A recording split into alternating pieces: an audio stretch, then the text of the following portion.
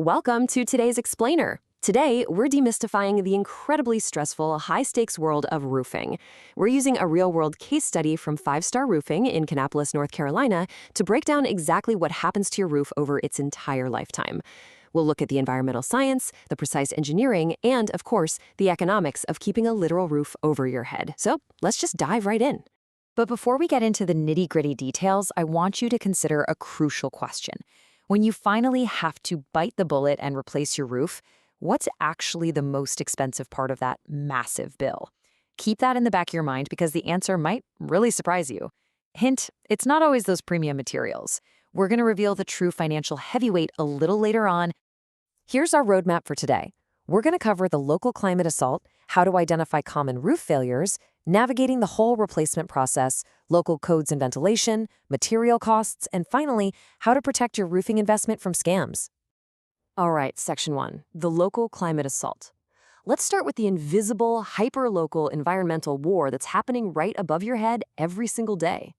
It's actually fascinating how specific geographical features dictate the lifespan of a home's exterior.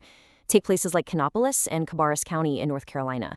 Roofs there face a completely unique, relentless assault. You've got high humidity rolling off nearby Lake Norman that creates the absolute perfect breeding ground for mold and algae. Then, winter freeze-thaw cycles cause the rapid expansion and contraction of your roofing materials. Throw in severe summer thunderstorms with high winds and hail, and top the whole shebang off with heavy spring pine pollen that clogs up gutters and creates destructive little moisture traps. So yeah, your roof isn't just sitting up there. It is literally in a constant daily fight against the elements. Moving on to Section 2, identifying common roof failures. Now let's look at how those specific environmental threats actually translate into hidden, and sometimes not so hidden, failures on your home. We really have to distinguish between what's just a cosmetic annoyance and what's a full-blown structural emergency. Thanks to that intense local humidity we just talked about, you might see dark algae streaks on your shingles. Now, while it's definitely an eyesore, it's mostly cosmetic, though it can retain moisture that speeds up granule loss over time. But compare that to failing chimney flashing.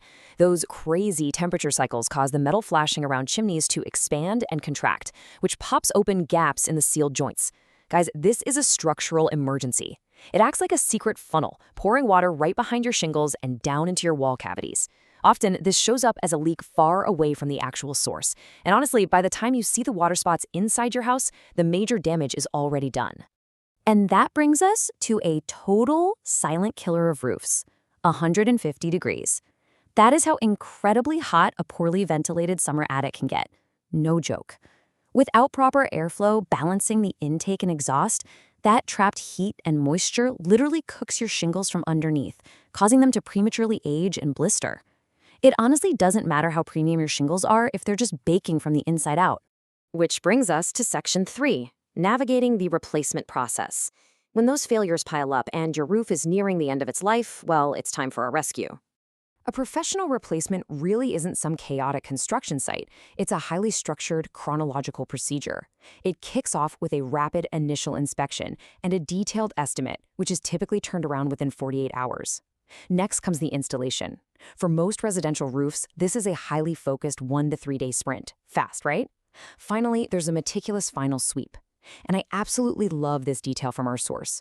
Professional crews will use massive magnetic rollers across your entire property to sweep up dangerous hidden nails and sharp metal debris from your lawn and driveway. It's basically a surgical operation from start to finish. Next up, Section 4, codes, standards, and ventilation.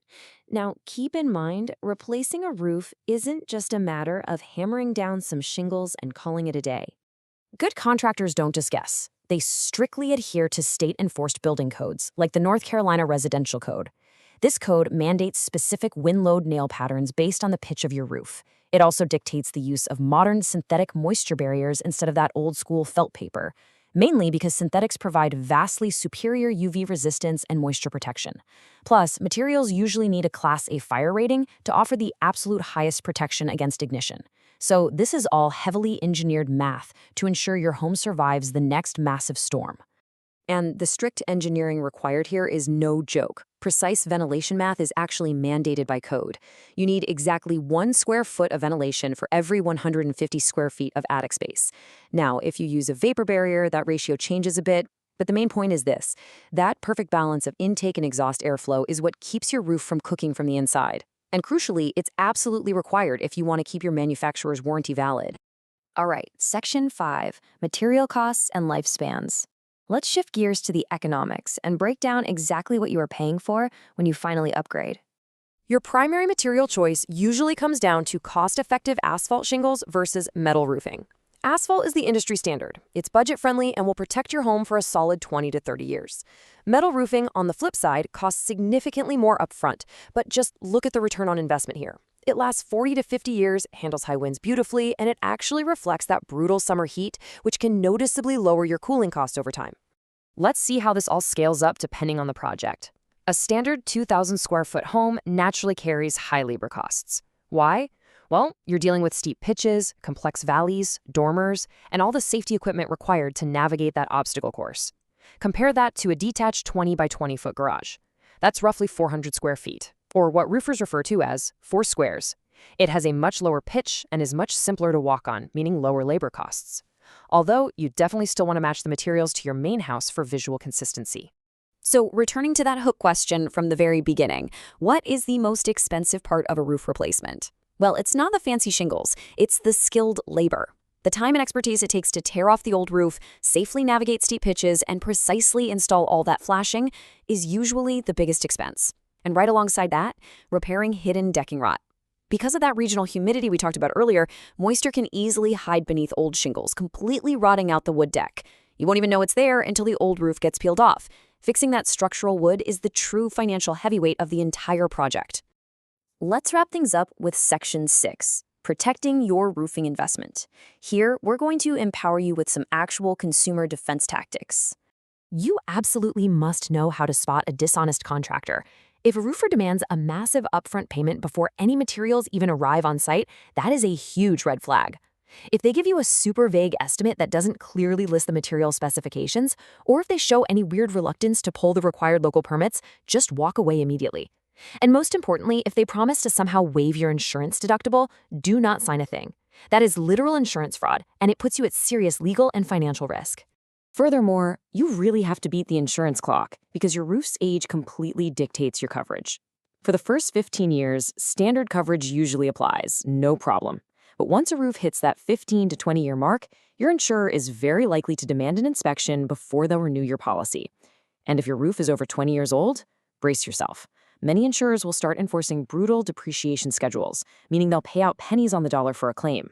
Or worse, they might just drop your coverage entirely. You simply cannot wait for a catastrophic failure to start planning your replacement. So, what's the crucial takeaway for saving money legitimately? Book your project during off-peak seasons, like late fall or early spring, when roofing demand drops and contractors get a lot more competitive with their pricing. And when it comes time to choose your materials, always prioritize structural integrity over premium aesthetic upgrades. High-performing architectural shingles offer incredible durability without that massive price tag of premium so-called designer shingles. Given everything we've uncovered today, the relentless, invisible climate war, the terrifying dangers of 150-degree attics, and the sheer, wallet-draining cost of hidden rot, I want to leave you with one final thought. The next time the wind starts howling and the rain is just coming down in sheets, look up at your ceiling. Ask yourself, do you actually know what's going on under those shingles? Is your home truly safe, or are you just one bad storm away from a structural emergency? Think about it. Thank you so much for joining me for this explainer, and we will see you next time.